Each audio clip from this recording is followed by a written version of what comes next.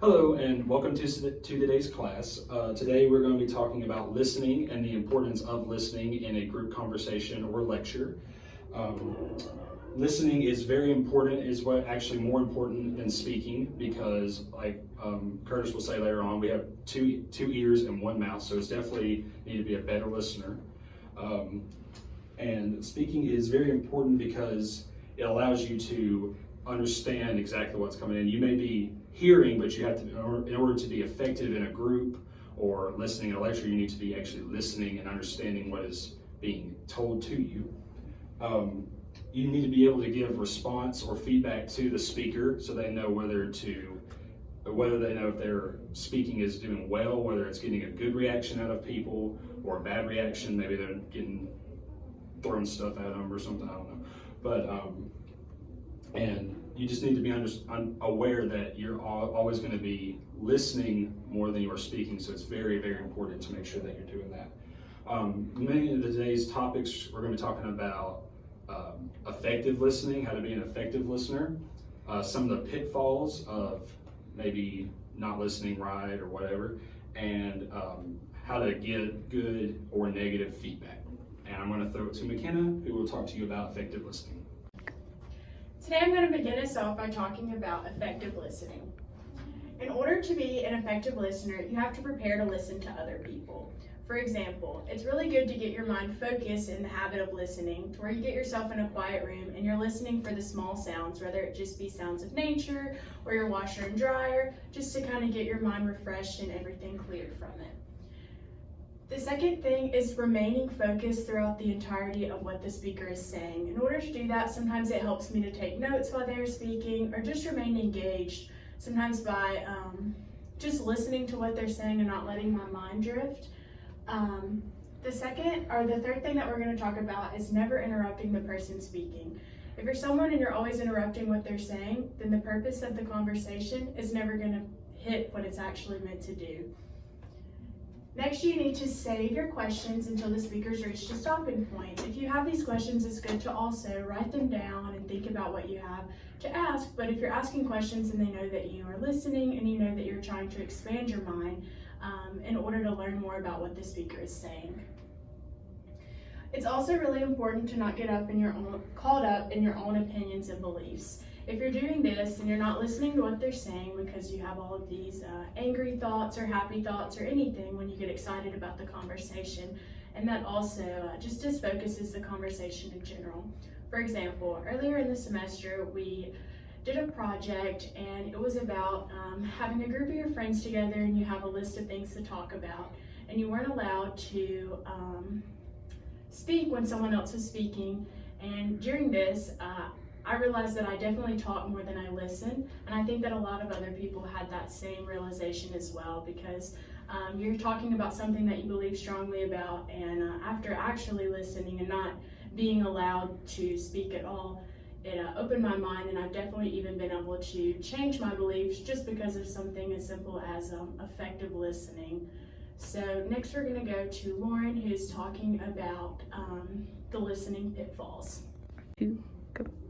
Okay, next we wanted to talk about listening pitfalls, and we wanted to cover this because there are some bad habits that people often have that can prevent them from being good listeners, and we also have some examples so that if you ever catch yourself doing one of these things, you can be more aware of it and try to correct it so that you can really understand and comprehend information that's being given to you rather than just hearing it on a surface level. So the first one is that in group discussions, sometimes becoming too emotionally involved or overstimulated can be a problem. An example that the book gave was maybe if you're in a group and you're talking about something personal like relationships, a lot of times you can get very emotionally involved and let your judgment kind of cloud your reasoning. And so if this happens, it's often people let their feelings overshadow their logic. So the best thing that you can really do if you catch yourself being upset or overwhelmed in a group scenario is to kind of take a break and really try to rationalize what you're hearing and like what's being told to you. And then the next one is answering questions in your head before the speaker's finished talking. And this happens a lot if you're in a group where you know someone really well and you think you already know what they're going to say before they even finish their sentence. And so you kind of formulate a response in your head before they even have a chance to get to their point. And a lot of times this can lead to misunderstandings or miscommunications, or it can lead to embarrassment on the part of the person who responded too early and just missed the point of the speaker. And then the third one we have is allowing environmental distractions. And this is a big one that can cause people to not be good listeners. And so if you're in a place with a group trying to have a discussion and there's a lot of noise outside, there's like a lot of stuff going on, if you have the option to relocate, you should probably do so. But a lot of times you're not going to have the option to relocate. So there's some strategies that you can use to kind of keep yourself fully engaged in the conversation and really understand what's being told to you. The first thing you can do is try to make sure everyone's comfortable. You can give a clear purpose for why they should be listening. You need to make sure everyone's prepared to listen. And if you can, if you're talking for a long time, you need to take breaks every once in a while. And then the next one we have is there are certain words that can evoke strong emotional responses from people. So the examples that the book gave were words such as pig, fascist, and communist. And so there's a lot of words like those that kind of have negative connotations, and so when they're used, people often get very worked up. And a lot of times when they are used, it's being used by someone to do that, to work them up and try to get them out of a reasonable state of mind. So the best thing to do is to reflect with yourself and kind of recognize the words that you know are going to evoke a strong emotional response, and just really think about what those words mean and just think about the context in which they're being used so that you can actually understand what you're being told. And then the last one is allowing firmly held beliefs and prejudices to interfere with understanding, because this one really is about just people's personal beliefs and being closed-minded usually, and in order to be good listeners, people really have to be open to new ideas, because you can't just close off your listening just because you don't agree with somebody.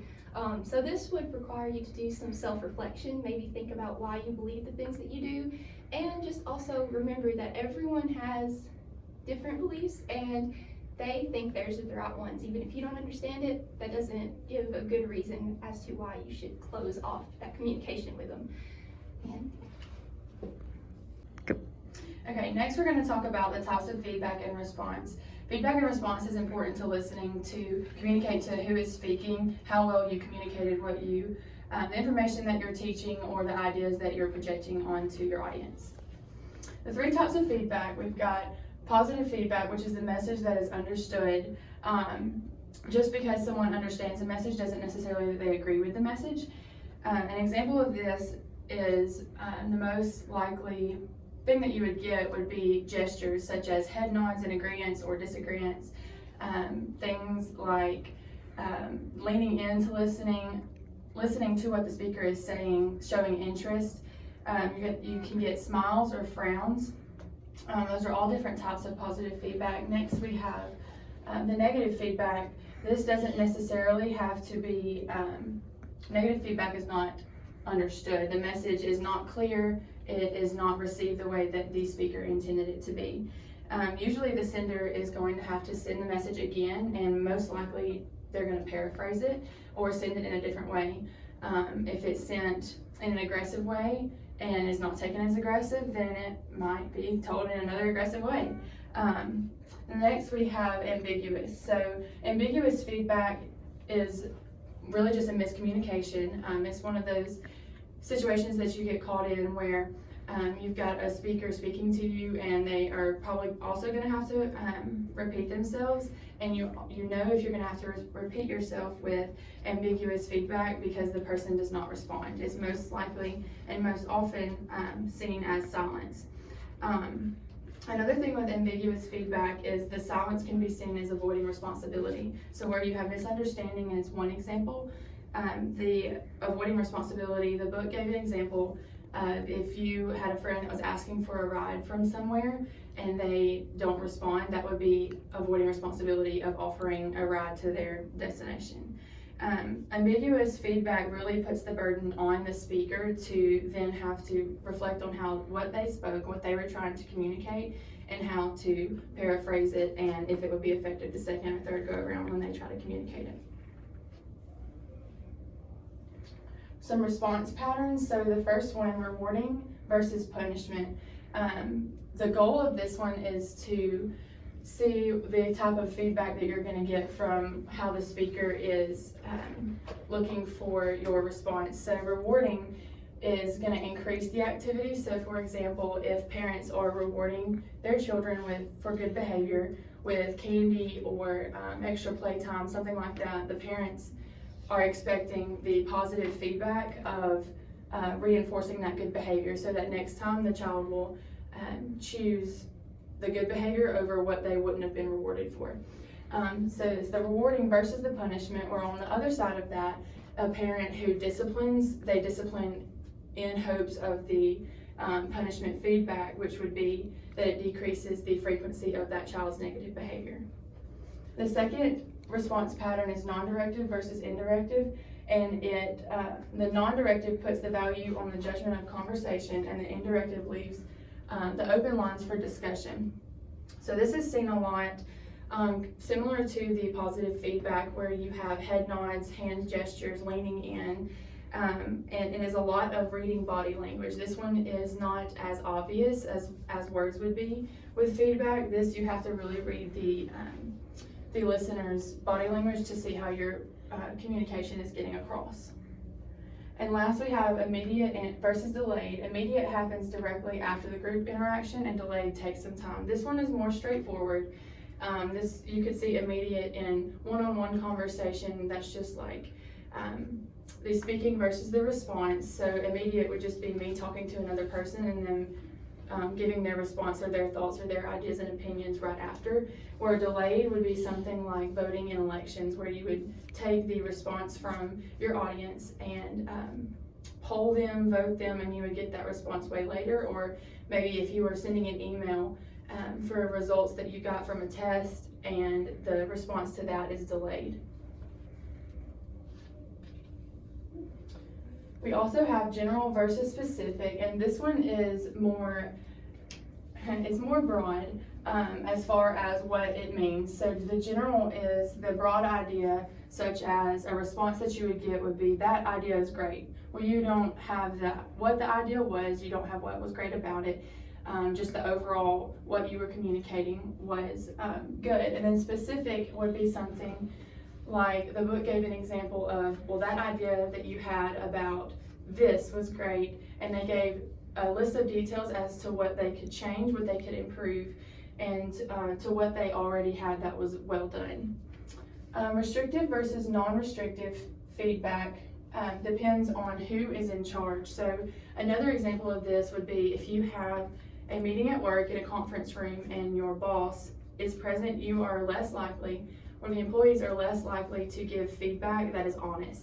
That would be an example of the restrictive, where non-restrictive would be an example of if it's just an employee meeting, then without the boss there, people are more likely to be honest about their thoughts and feelings on something that maybe they would have been threatened by the boss being in the room. So effective and ineffective feedback responses. The effective would be things like attending response, so the amount of people that show up to hear you speak or to hear what you're communicating.